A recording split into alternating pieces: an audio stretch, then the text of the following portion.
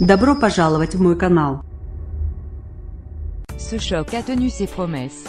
Il y a eu des buts magnifiques, de l'intensité, des duels accrochés, des faits de jeu qui ne manqueront pas d'alimenter les discussions, du suspense. C'était un combat de tous les instants, très serré avant de basculer sur un coup de théâtre de dernière minute. Il a fait pencher la balance du côté des Lyonnais, ce n'est pas immérité.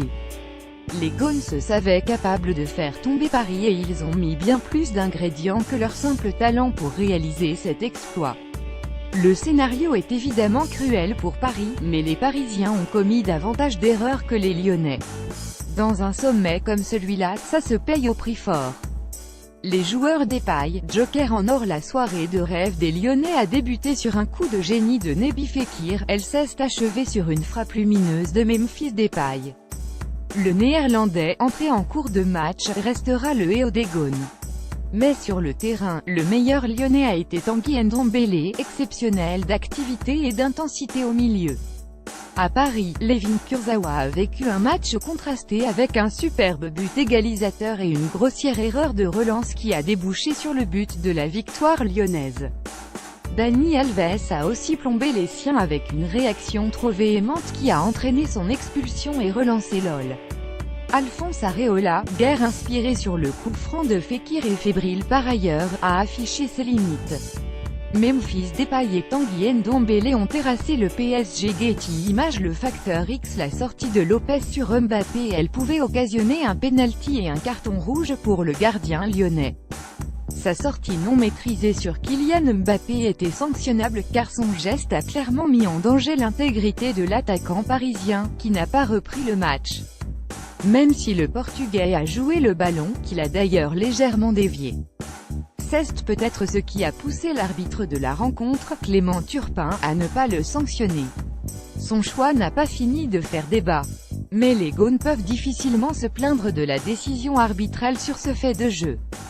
La stat 99 extérieur nuit pour Unai Emery. Depuis qu'il est sur le banc parisien, le technicien espagnol a connu 9 défaites. 6 la saison passée et 3 cette saison. Elles ont toutes eu lieu à l'extérieur. C'est tout le problème de son équipe et le déplacement à Lyon n'a fait qu'amplifier le phénomène. Le tweet qui résume tout la déclame Marquinhos, défenseur du PSG, au micro de Canal sur les confrontations qui vont arriver, sur nos objectifs, il faut qu'on fasse mieux, on est tout conscient de ça. La question: cette défaite confirme-t-il l'incapacité du PSG à gérer les grands matchs? On peut trouver des circonstances atténuantes au PSG sur ce match. L'absence de Neymar et la sortie prématurée de Mbappé qui ont privé Paris de 2 de ses 3 meilleurs atouts offensifs. Il y a aussi une forme de cruauté dans cette défaite de dernière minute. Mais si elle est cruelle, c'est parce qu'elle met en lumière tous les maux que traîne ce PSG depuis qu'Unai Emery a pris place sur le banc. Son équipe peut être formidable, elle l'est d'ailleurs très souvent au Parc des Princes. Mais quand elle doit livrer un vrai combat loin de ses bases, elle perd invariablement ses moyens. La liste de ses échecs s'est allongée au Groupama Stadium. Il y avait eu ceux de la saison passée, à Monaco, à Barcelone et à Nice. Il y a ceux de l'exercice en cours, à Marseille, à Munich et désormais à Lyon. À chaque fois en déplacement. À chaque fois, il perd la maîtrise de son jeu et trop souvent celle de ses nerfs.